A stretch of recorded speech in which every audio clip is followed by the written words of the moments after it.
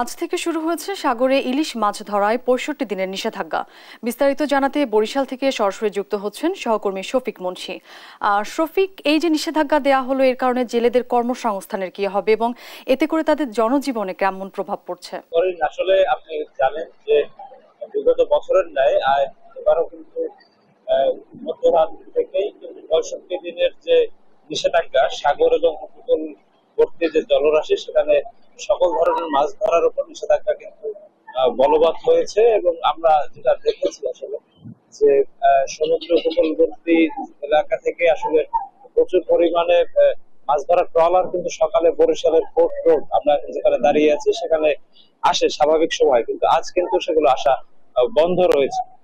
এটার প্রধান কারণ হচ্ছে যে সমুদ্রের জলরাশিতে যে মা মাছ আছে এবং যেগুলো আসলে পোনা আছে সেগুলো যেন বৃদ্ধি পেতে পারে এবং একই সাথে সামুদ্রিক মাছগুলো আসলে প্রজনন বৃদ্ধি পায়, সেই উদ্দেশ্যে কিন্তু আসলে 2015 সাল থেকে প্রতি বছরই আসলে এই 20শে মে থেকে শুরু করে 65 দিনের যে একটা নিষেধাজ্ঞা আমরা কিন্তু এই ব্যাপারে জেলে সম্প্রদায় যারা আছে তাদের সাথে কথা বলেছি। তারা একটা দিক আমাদের কাছে তুলে ধরলো। তারা যেটা আমাদেরকে জানিয়েছে যে মাত্র 20 দিন আগেই কিন্তু যে ইলিশের অভয়াশ্রম যেগুলো আছে বাংলাদেশের নদীতে, সেই জায়গাগুলোতে কিন্তু সকল ধরনের মাছ ধরা বন্ধ ছিল প্রায় 2 মাস।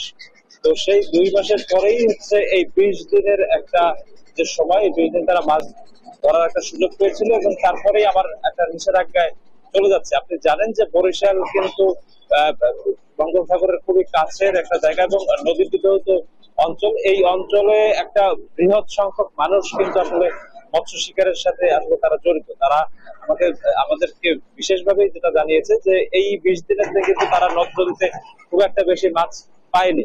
তো এখন তারা আসলে এই মৌসুমে আকাঙ্ক্ষায় ছিল যে সামুদ্রিক মাছগুলো ধরবে, কিন্তু এই প্রায় 2 মাসের বেশি সময়ের নিষেধাজ্ঞায় তারা এক প্রকার আসলে একটা বেকারত্বের দিকে ধাবিত হচ্ছে। একই সাথে তারা ধাবিত হচ্ছে কিন্তু একটা অনিশ্চয়তার।